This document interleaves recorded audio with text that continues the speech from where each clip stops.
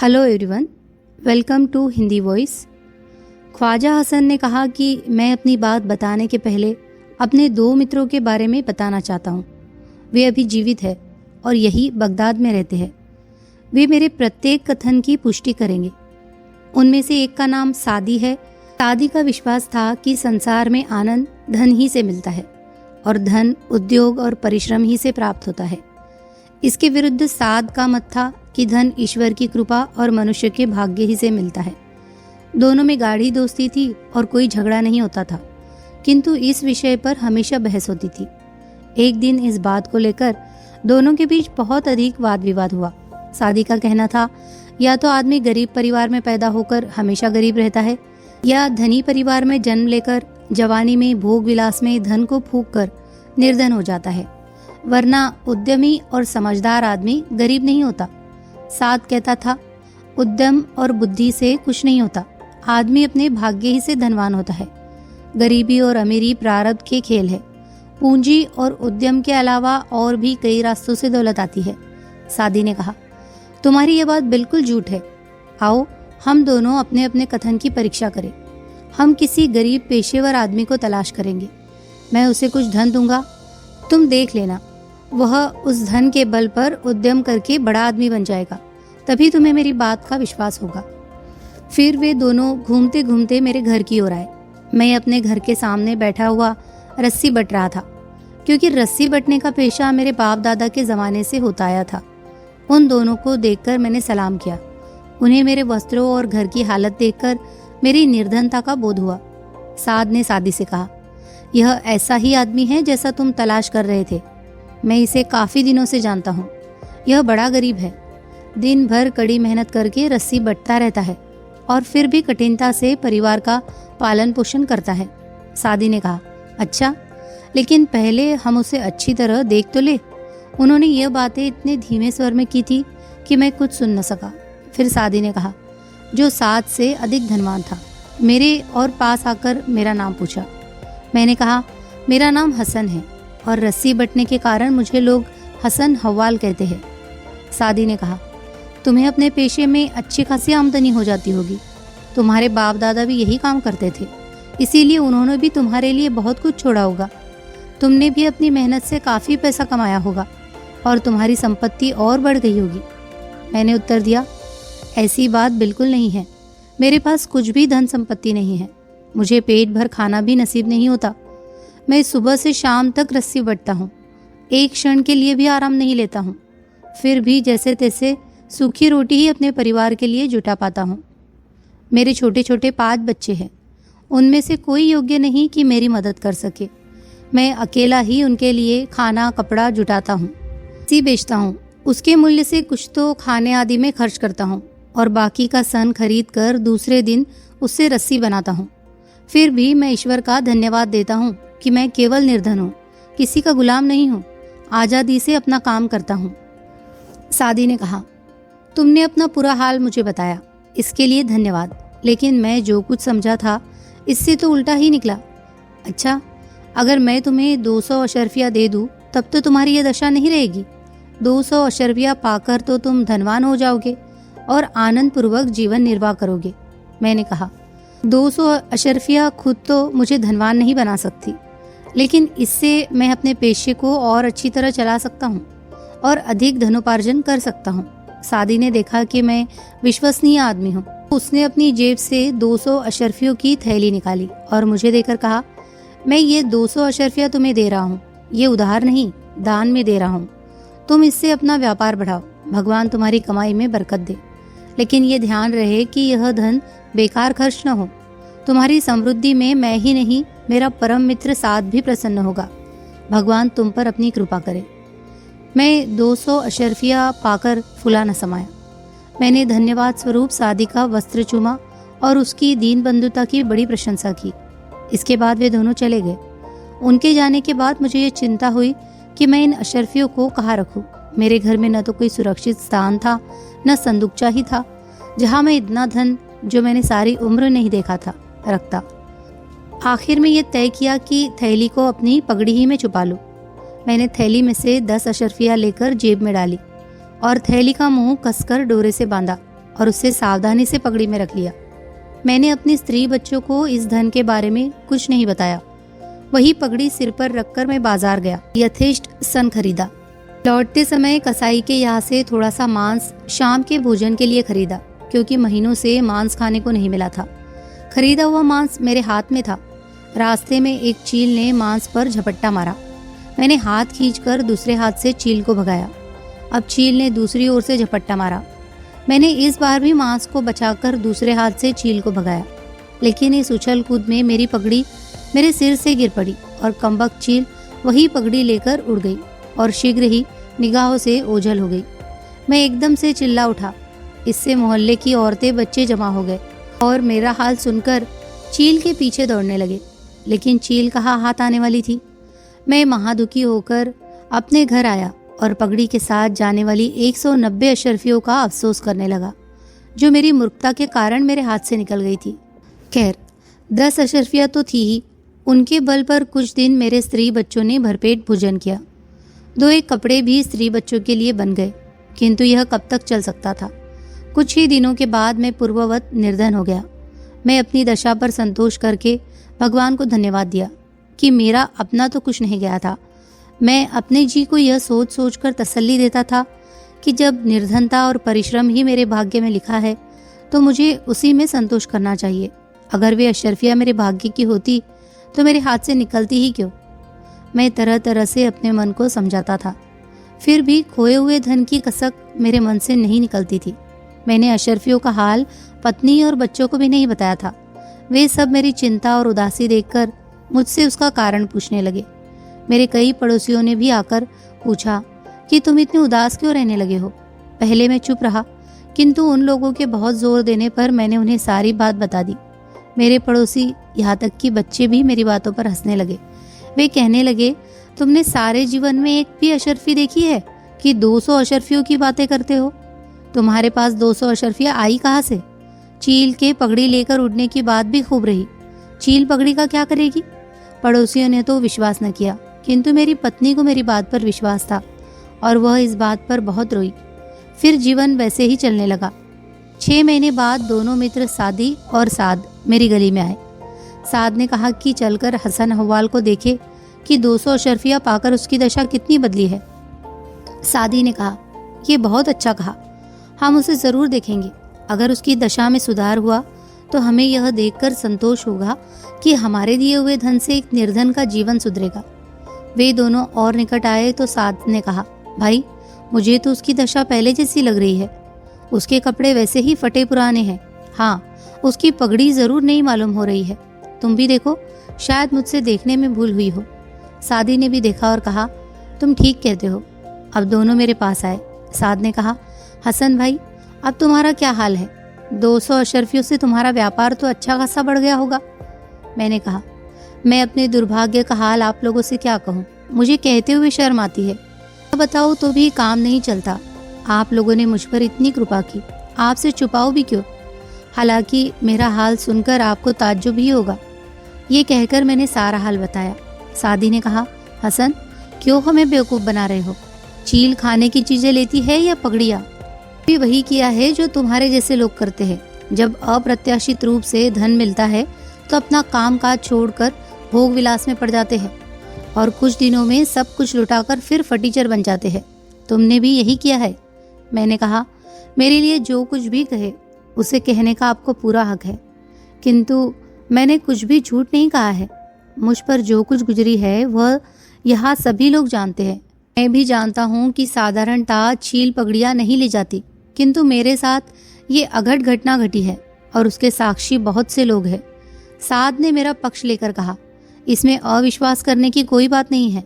कई बार ऐसा देखा गया है कि चीलों ने ऐसी वस्तुएं भी ले ली है जो उनके खाने के काम की नहीं। यह सुनकर सादी ने अपनी जेब से एक भारी थैली निकाली और उसमें से 200 अशरफिया गिनकर मुझे दे दी और कहा, भाई हसन, मैं फिर तुम्हें 200 अशरफिया दे रहा हूँ। इन्हें सावधानी से सुरक्षा पूर्वक रखना और पहले की भांति इन्हें खो मत देना। इससे अपना व्यापार बढ़ाना जिससे तुम्हारी आर्थिक अवस्था ठीक हो जाए। इनका कोई दुरुपयोग भी न करना। मैंने सादी को बहुत धन्यवाद दिया और उसकी लंबी उम्र की कामना की। इसके बाद दोनों मित्र मुझसे विदा लेकर चले गए। मैं अशरफिया लेकर अपने घर के अंदर गया। उस समय मेरी पत्नी और पुत्र कहीं गए हुए थे। मैंने सोचा कि अशरफियों को किसी ऐसी जगह रखा जाए जहाँ किसी बाहरी आदमी की नज़र न पड़े। मैंने 10 अशरफिया निकालकर शेष अशरफिया एक पुराने से चिथड़े में बांधी, किंतु घर में कोई संदूक आदि तो था ही नहीं। इधर उधर देखा तो एक कोने में एक नांद रखी हुई थी जिसमें भूसी भरी हुई थी। मैंने उसी भूसी के अंदर अशरफियों की पोटली रख दी। कुछ देर में मेरी स्त्री आई। मैं फिर उससे अशरफियों की बात छुपाई और रस्सी के लिए सन खरीदने को बाजार चला गया। इधर एक फेरी वाला आया जो सिर धोने की मिट्टी बेचता था। मेरी पत्नी को मिट्टी की जरूरत थी, किंतु घर में एक पैसा भी नहीं था। उसने फेरी वाले से कहा, भाई मेरे पास पैसे तो नहीं है, मुझे इतनी मिट्टी दे दो और इसके बदले में नान समेत यह भूसी ले जाओ। फेरी वाले को यह सौदा लाभदायक लगा और उसने इसे मंजूर कर लिया। अतएव वह फेरी वाला सिर धोने की मिट्टी देकर भूसी की नान उठा ले गया। उसके जाने के बाद मैं सन का गट्ठा सिर पर लादे अपने घर आया। घर में आकर सबसे पहले भूसी की नान को देखा तो उसे वहां नहीं पाया जहां वह रखी थी। मैंने अपनी पत्नी से पूछा कि नान कहाँ गई, तो उसने कहा कि फेरी वाले को नान देकर सिर धोने की मिट्टी ले ली। मैंने यह सुनकर सिर पीट लिया और अपनी पत्नी पर बरसने लगा। मैंने कहा, कमबख्त, तूने गर्दन काटने का काम किया है। सारे परिवार को भूखों मार दिया और फेरी वाले का घर भर दिया। तू जाकर कहीं डूब मर। उसकी समझ में मेरी नाराजगी नहीं आई और उसने पूछा, क्यों चिल्ला रहे हो? तो मैंने बताया कि एक मित्र ने मुझे फिर से 200 अशरफिया दी थी, जिनमें से 10 निकालकर बाकी को एक कपड़े में बांधकर मैंने भूसी में रख दिया था ताकि किसी और की निगाह उन पर न पड़े। ये सुनकर मेरी पत्नी ने अपना सिर पीट डाला और चिल्ला चिल्ला कर रोने लगी। उसने कहा, हाय, अब मैं उस बदमाश फेरी वाले को कहाँ पाऊंगी? मैं तो उसको पहचानती भी नहीं, कोई मोहल्ले वाला भी उसे नहीं जानता। वह तो पहली बार ही मोहल्ले में आया था और तुम भी मुझे अपना दुश्मन समझते हो कि मुझे नहीं बताया। दोनों बार मुझसे अशरफियों को छुपाया और दोनों बार उसे खो दिया। मैंने उससे कहा, अभागी, जो हानि होगी वह तो हो ही गई, अब क्यों इतना चिल्ला रही हो? पड़ोसी ये सुनेंगे तो हमारी मूर्खता पर हंसेंगे। अब रोने पीटने से क्या लाभ? हम दोनों ने 10 अशरफियों से कुछ सामान घर गृहस्थी का खरीदा, फिर उसी तरह निर्धनता का जीवन व्यतीत करने लगे। मेरी चिंता और लज्जा का ठिकाना न था। गरीबी की तो शुरू से आदत थी, उसकी इतनी चिंता नहीं थी। परेशानी यह थी कि अब की बार शादी आएगा तो उससे क्या कहूँगा? मैं कोई झूठ बात कह नहीं सकता और सच बात का उसे विश्वास नहीं होगा और वह यही समझेगा कि मैंने भोग विलास में 200 अशरफिया उड़ा दी। कुछ दिनों के बाद फिर मेरे बारे में बहस करते हुए साद और सादी मेरे घर आए। मैं उन्हें दूर से आता देखकर सोचने लगा कि अब इनसे कैसे आंखें मिलाऊंगा। मैं चाहता था कि उठकर कहीं चला जाऊं, किंतु वे सीधे मेरे पास आ गए और मुझे सलाम करके मेरी कुशल क्षेम पूछने लगे। मैं शर्म के मारे सिर झुकाए बैठा रहा। वे लोग मेरी निर्धनता को पूर्ववत देखकर आश्चर्य करने लगे। सादी ने कहा, क्या बात है? मैंने कहा, आप विश्वास करें या ना करें, सच्ची बात यह है कि आपके जाने के बाद मैंने अशरफियों को एक नान में भूसी के अंदर छुपा दिया था। हाँ, उसमें से 10 अशरफिया जरूर पहले निकाल ली थी। उस समय घर में मेरे सिवा कोई न था। 10 अशरफिया लेकर मैं बाजार गया ताकि सन मोल लूं। इस बीच मेरी पत्नी घर आ गई थी। कुछ देर में एक फेरी वाला सिर धोने की मिट्टी बेचता हुआ इधर से निकला। मेरी पत्नी के पास उस समय एक पैसा भी नहीं था। उसने भूसी को बेकार समझकर फेरी वाले से कहा कि भूसी की नान के बदले मुझे सिर धोने की मिट्टी दे दो।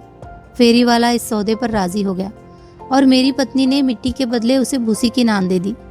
उसके बाद आपकी दी हुई अशरफियों में 190 अशरफिया भी चली गई। सादी ने कहा, तुमने अपनी पत्नी को यह बताया क्यों नहीं कि नान में अशरफिया रखी है?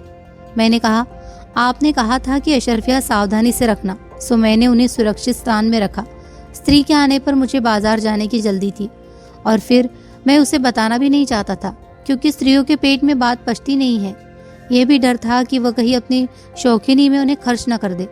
आपने 2-2 बार मुझे निर्धन से धनवान बनाने का प्रयत्न किया, किंतु क्या आप कर सकते हैं और क्या मैं कर सकता हूँ?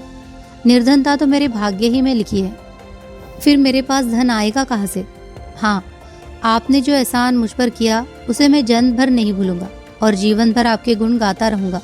सादी ने कहा, भाई, मैंने तुम्हें जो सहायता दी थी वो अपने गुण गंवाने के लिए नहीं दी थी, बल्कि इसीलिए दी थी कि तुम धनवान बनो। मुझे अत्यंत खेद है कि 2 बार प्रयत्न करने पर भी मैं यह न कर सका। अब साद ने कहा, जो मुझे पहले से जानता था। अपनी जेब से एक तांबे का पैसा निकाला। उसने सादी से कहा, यह पैसा मैं हसन को दे रहा हूँ। तुम देखना कि ईश्वर ने चाहा तो इसी से इसकी किस्मत पलट जाएगी और ये धनवान हो जाएगा। सादी इस बात पर ठाके लगाकर हंसने लगा। कहने लगा, यह एक पैसा जरूर इसे निर्धन से धनवान बनाएगा। इस एक पैसे को व्यापार में लगाकर यह हजारों रुपए पैदा कर लेगा। तुम भी क्या मूर्खता की बातें कर रहे हो? ये कहकर वो फिर से हंसने लगा। साद ने मुझसे कहा, तुम सादी की बातों का ख्याल न करो, इसे हंसने दो। इसकी तो आदत ही है कि बगैर सोचे समझे हंसता रहता है। तुम देखना, ईश्वर चाहेगा तो एक दिन के अंदर ही तुम्हें इसका चमत्कार दिखाई देगा। इसी से तुम्हारी दरिद्रता दूर हो जाएगी। मुझे भी इसी बात पर विश्वास न हुआ कि एक पैसे से दरिद्रता कैसे दूर होगी। फिर भी मैंने धन्यवाद देकर वह पैसा अपनी जेब में रख लिया। कुछ देर में दोनों मित्र विदा हो गए और मैं पूर्ववत रस्सी बटने लगा और पैसे को भूल ही गया। रात में सोने के लिए जब मैं कपड़े उतारने लगा तो वह पैसा जमीन पर गिर गया। मैंने उसे उठाकर एक ताक में रख दिया। संयोग से उसी रात को एक मछुआरे को 1 पैसे की जरूरत पड़ी। उसका जाल कुछ टूट गया था और उसे ठीक करने के लिए उसे सुतली लेनी थी। उसने अपनी पत्नी से कहा कि किसी पड़ोस से 1 पैसा मांग ला। वह सबके घर गई, किंतु उसे 1 पैसा कहीं से नहीं मिला। मछुआरे ने उससे पूछा कि तू हसन अव्वाल के यहाँ गई थी या नहीं? उसने कहा, मैं वहां नहीं गई, उसका घर दूर पड़ता है। मछुआरे ने उसे डांटा कि तुझसे जरा सा पाँव भी नहीं हिलाए जाते, तो अभी वहां जा, उसके यहाँ से पैसा जरूर मिलेगा। चुनांची वह स्त्री बड़बड़ाती हुई मेरे घर आई और दरवाजा खुलवाकर बोली, हसन भैया, हमें जाल के लिए सुतली लाने के लिए 1 पैसा चाहिए, तुम्हारे पास हो तो दे दो। मुझे उस पैसे का ध्यान आया जो मैंने उसी समय ताक पर रखा था और मैंने अपनी पत्नी से कहा कि ताक पर रखा पैसा इसे दे दे। मछुआरे की स्त्री ने मेरी पत्नी का बड़ा एहसान माना और कहा, तुम लोगों की वजह से हमारा कल का दिन खराब होने से बच गया। मेरा पति दिन निकलने के पहले ही मछलियाँ पकड़ने जाता है। मैं तुमसे वादा करती हूँ कि पहली बार जाल डालने से जितनी मछली आएगी वो मैं तुम्हें दे दूंगी। मेरी पत्नी ने इस पर कुछ नहीं कहा। मछुआरे की स्त्री ने जब उसे पैसा दिया और कहा कि मैं पहली बार की मछलियों के देने का वादा कराई हूँ, तो उसने खुशी से यह बात स्वीकार कर ली। सुबह मुंह अंधेरे मछुआरा उठा और नदी पर चला गया। उसने भगवान का नाम लेकर जाल डाला और खींचा तो उसमें सिर्फ एक मामूली आकार की मछली आई। उसने उसे अलग रख लिया क्योंकि उस मछली को मुझे देना था। फिर उसने कई बार जाल फेंका और हर बार बड़ी बड़ी और कई कई मछलियां जाल में फंसी। सभी मछलियां उस मछली से बड़ी थी जिसे पहली बार के जाल डालने में पकड़ा गया था। दिन चढ़े वह मछुआरा मछलियों की खेप लेकर अपने घर आया और उन्हें बाजार ले जाने के पहले मेरे हिस्से की मछली लेकर मेरे घर आया और मुझसे बोला, हसन भाई, रात को मेरी पत्नी ने तुम लोगों से वादा किया था कि पहले जाल की मछलियां तुम्हें दे दी जाएगी, वह मैं तुम्हारे लिए लाया हूँ। अब तुम्हारा यह भाग्य है कि पहली बार सिर्फ यह एक मामूली सी मछली फंसी। अगर पहली बार में अधिक मछलियाँ आती तो वो सब तुम्हें देता। अब इसी एक मछली को स्वीकार करो। मैंने कहा, मैंने पैसा तुम्हारी ज़रूरत को देखकर दिया था, मछली पाने के लिए नहीं दिया था। तुम इसे भी ले जाओ। लेकिन मछुआरा अपना वादा निभाने पर अड़ा रहा और अंततः ज़बरदस्ती मुझे मछली देकर चला गया। मैंने अपनी पत्नी को बुलाकर कहा, तुमने कल जो पैसा मछुआरे की स्त्री को दिया था उसके बदले में वो मछली मिली है। वह पैसा साद का था और साद ने कहा था कि इस 1 पैसे से ही तुम्हारा भाग्य चमकेगा। सो भाग्य चमकाने के लिए यह एक मछली आई है। वह यह सुनकर हंसने लगी। उसने सोचा कि घर में तेल मसाला तो है नहीं जिससे यह मछली शोरबेदार बनाई जाए, इसीलिए उसने सोचा कि वैसे ही भूनकर बच्चों को खिलाई जाए। उसने ले जाकर मछली को साफ किया और उसके अंदर से एक बड़ा सा हीरा निकला। हम लोगों ने हीरा काहे को देखा था। मेरी पत्नी ने समझा कि यह शीशे का टुकड़ा है, लेकिन उसने उसे फेंका नहीं बल्कि एक तरफ रख दिया ताकि सबसे छोटे बच्चे को खेलने के लिए उसे दे दे। छोटा बच्चा आया तो मेरी स्त्री ने वह हीरा उसे खेलने के लिए दे दिया। वह कुछ देर उससे खेलता रहा। फिर उसके भाइयों ने उससे हीरा ले लिया और एक एक करके सभी बच्चे थोड़ी थोड़ी देर के लिए उससे खेलते रहे। वे लोग शाम तक उससे खेलते रहे। अंधेरा होने पर वे उसे घर में ले आए। जब दिया जलाया गया तो उसकी रोशनी में हीरा अत्यधिक चमकने लगा। सब बच्चे उसे देखकर खूब खुश होने और चिल्लाने लगे। वे काफी देर तक उससे खुश होते रहे। फिर मेरी स्त्री ने भोजन तैयार करके सभी को भोजन करने के लिए बुलाया। भोजन करते समय बड़े लड़के ने हीरे को एक ओर रख दिया और सब लोग शांतिपूर्वक भोजन करते रहे। भोजन के उपरांत मैं अपनी चारपाई पर लेट गया और बच्चे फिर हीरे से खेलने और शोर शराबा करने लगे, क्योंकि हर बच्चा जगमगाता हीरे से खेलना चाहता था। पहले उनके झगड़े पर हमने ध्यान नहीं दिया, किंतु जब उनका शोर बहुत बढ़ गया तो मैंने उनसे पूछा कि क्या बात है। उन्होंने कहा कि माँ ने एक शीशे का टुकड़ा हमें खेलने के लिए दिया था, उसी पर लड़ाई हो रही है। मैंने उसे मंगाकर देखा तो मुझे भी उसकी चमक देखकर आश्चर्य हुआ। मैंने पत्नी से पूछा कि तुमने यह टुकड़ा कहाँ पाया। उसने कहा, मछली के पेट में। मैंने दिए की ओट में रखवाया तो भी टुकड़े में इतना प्रकाश था कि हम सब कुछ अच्छी तरह देख सकते हैं। मैंने कहा, चलो इतना ही काफ़ी है, हमें ऐसी चीज़ मिली है जिससे तेल बत्ती की बचत हो जाएगी। जब बच्चों ने देखा कि वह शीशे का टुकड़ा जगमगाता ही नहीं बल्कि अंधेरे में रोशनी भी देता है तो वे और भी उछलने कूदने और शोर शराबा करने लगे। रात काफ़ी हो गई थी, इसीलिए मोहल्ले के और लोगों ने भी उनकी आवाज़ सुनी। जब शोर बहुत बढ़ा तो मैंने उन्हें डांट डपट कर चुप करा दिया। हम सब लोग अपने बिस्तरों पर सो रहे और उस शीशे के टुकड़े के बारे में मैं बिल्कुल भूल गया। अगर आपको अलिफ लैला की कहानियाँ पसंद है और इससे पहले की कहानियाँ सुनना चाहते हो तो डिस्क्रिप्शन बॉक्स में जो लिंक दिया है उसे क्लिक करके आप सुन सकते हैं। और अगर आपको हमारी कहानियाँ पसंद आ रही हो तो प्लीज़ उन्हें लाइक कीजिए, शेयर कीजिए और कमेंट कीजिए और हमारे चैनल को सब्सक्राइब भी कीजिए। धन्यवाद।